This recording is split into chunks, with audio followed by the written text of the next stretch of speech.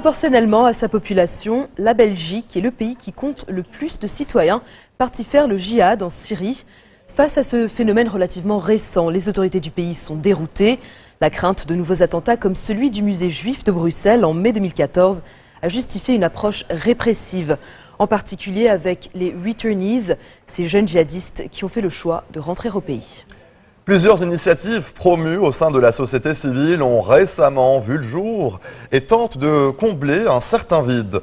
Ce reportage présente deux d'entre elles qui rencontrent un large écho médiatique en Belgique.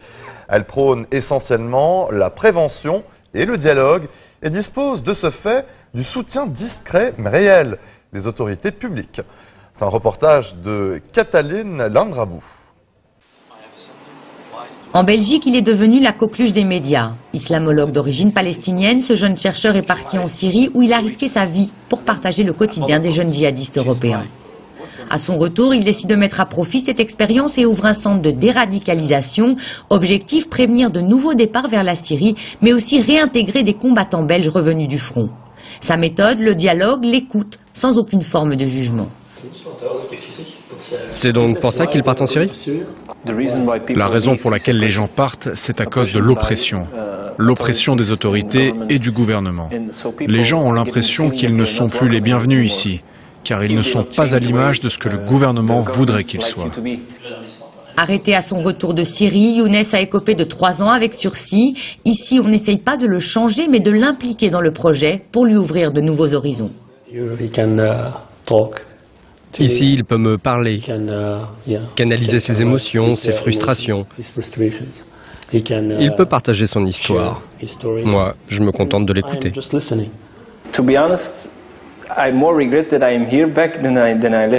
Pour être honnête, je regrette plus d'être revenu que d'être parti là-bas. Je pensais qu'à mon retour, les choses seraient un peu différentes, mais c'est pire. Je ne veux pas être déradicalisé. Parce que je ne suis pas radical, je me vois comme un orthodoxe, un fondamentaliste. Et je ne vais pas changer parce que je subis leur répression. Au contraire, elle me nourrit, elle me rend plus fort. Avocat et cofondateur du centre, Nabil Rifi propose quant à lui des conseils juridiques aux jeunes qui, comme Younes, sont placés sous surveillance permanente des services de renseignement. Face au risque de nouveaux attentats, les autorités belges privilégient une approche répressive, mais pour ces deux hommes, cette méthode seule n'est pas la bonne. Elle serait même contre-productive. Ils ont besoin des gens qui parlent avec eux, ouais, ils ont besoin de l'aide psychologique, ouais.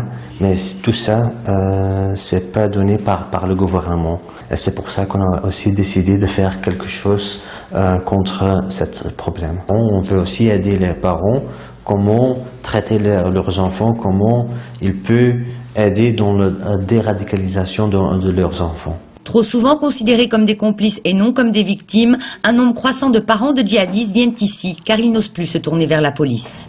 Au départ, de toute façon, les autorités, je les avais prévenus que mon fils allait partir. Et soi-disant, ils allaient faire le nécessaire, mais rien n'a été fait avec le simple motif « mais votre fils était majeur, madame ». Ben, nous, les parents, en fait, on est vraiment stigmatisés par la police. C'est comme si nous aussi, on avait pris un billet pour la Syrie, en fait. Et pour parler de l'horreur, briser le silence et l'isolement des familles, une autre initiative rencontre un grand succès en Belgique. La pièce s'appelle Djihad. Elle relate de façon tragicomique le parcours de 3 combattants belges partis en Syrie. Autocritique de la communauté musulmane dont l'auteur est issu, le spectacle ose rire des clichés et des tabous.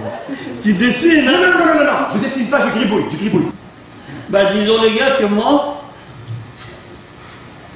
j'ai fait un gribouillis d'alcool dans l'avion. Quoi?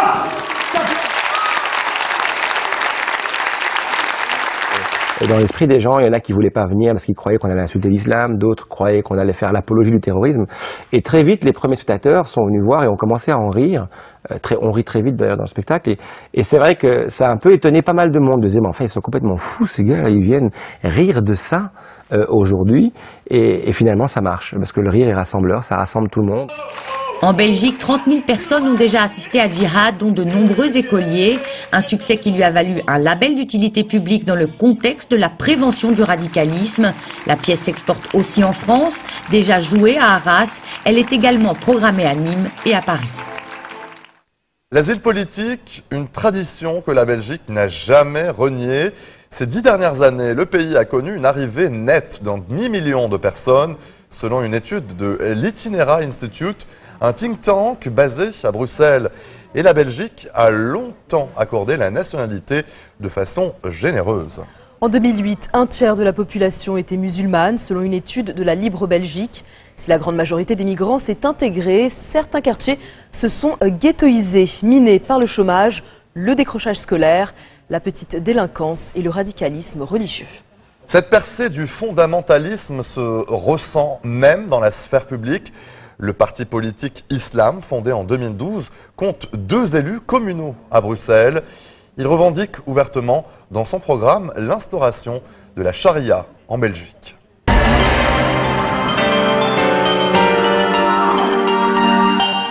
Comment Jun, une petite ville andalouse de 3500 habitants, est devenue Twitterville?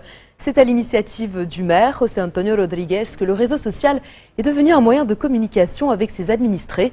En 2011, il invite les habitants à se créer un compte Twitter. Avis de décès, faire appel à la police, demander un papier administratif, prévenir la population d'intempéries qui arrivent, tout passe par le réseau social. Le numérique se met ainsi au service des citoyens car il participe en direct à la vie de la cité. L'utilisation de la plateforme oblige une réponse immédiate, mais aussi un résultat. Ainsi, il n'y a plus de queue à la mairie, la bureaucratie est simplifiée à son maximum et surtout, l'action des agents municipaux est valorisée. Selon le maire, c'est près de 80 sollicitations qui arrivent chaque jour à la municipalité. Une expérience qui a attiré l'attention de la marque Twitter, mais aussi de chercheurs du célèbre MIT, le Massachusetts Institute of Technology. Ils s'intéressent aux médias sociaux comme outil de la démocratie et se demandent si l'exemple de Jun serait transposable à de grandes villes comme Paris ou New York. Valérie Labonne nous en dit plus. Qui aurait imaginé un jour à Jun, ce village andalou de 3500 âmes, que Dick Costolo, le PDG de Twitter, se baladerait dans ses rues? Cette personne, l'une des plus importantes au monde, vient juste d'inaugurer notre obélisque à Jun et pour nous, c'est très important. Jun est dans l'œil du viseur du réseau social car il est devenu en quelques années un moyen de communication incontournable entre la mairie et ses administrés. Du maire à la police en passant par la balayeuse, tous les services municipaux ont leur compte sur Twitter. Dès qu'on reçoit un tweet, nous nous rendons au plus vite sur le lieu signalé. Ici, ce sont les citoyens qui commandent. En fait, ce sont eux qui donnent les ordres. Twitter rend les services de la mairie plus réactifs en cassant les lenteurs de la bureaucratie et en rendant le pouvoir aux citoyens. Pour Francisco, ce système est un gage d'efficacité, mais aussi de transparence. Tous les employés ont leur propre compte. Comme ça, à tout moment, ils peuvent dire ce qu'ils sont en train de faire. Ainsi, les citoyens savent pratiquement en direct ce qu'il se passe dans leur municipalité. Car depuis la crise, les gens exigent que les services publics soient plus transparents. Et pour ça, il n'y a pas de meilleurs outils que Twitter. Et les habitants se prennent au jeu, comme Juan Manuel, qui peut communiquer directement avec l'édile José Antonio. Là, je prends une photo pour l'envoyer à la mairie, car ces escaliers sont un obstacle pour les fauteuils des handicapés et les personnes âgées qui sont obligées de descendre sur la route. Et ça peut être dangereux. Réfractaire au départ, José Antonio s'est laissé convaincre par la simplicité de la méthode. C'est très facile, j'ai juste besoin de mon téléphone, pas la peine de prendre la voiture et d'aller à la mairie. J'envoie juste un message et c'est bien commode.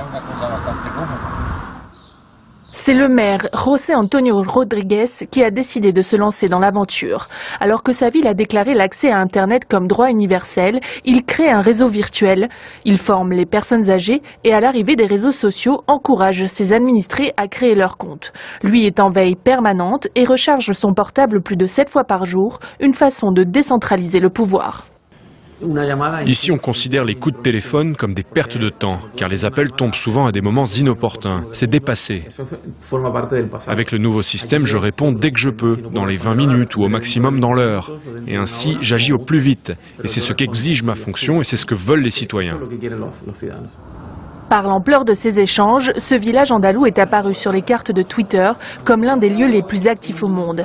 C'est ainsi que des chercheurs du MIT se sont penchés sur le cas de Jun. Ils ont étudié pendant une semaine les interactions de la commune. Selon nos premières analyses, nous constatons que dans une structure organisée, comme c'est le cas d'une mairie, on observe qu'en général, il est très difficile pour les citoyens qui sont en bas de la pyramide d'avoir accès au maire qui se trouve en haut. Voilà une simple image de ce qui se passe à Rouen, c'est qu'il est possible d'avoir un accès direct au maire car l'organisation devient horizontale. Selon Desbreuil, rendre l'information plus accessible et décentraliser le pouvoir, c'est lutter contre la corruption et renforcer la démocratie. Un modèle applicable à des métropoles comme Paris ou San Francisco, à condition de diviser les villes en districts pour permettre une visibilité mutuelle de tous les acteurs de la société. De prochaines expériences devraient voir le jour, notamment avec la police de New York. Vous regardez Code 24, on se retrouve dans quelques minutes, à tout de suite.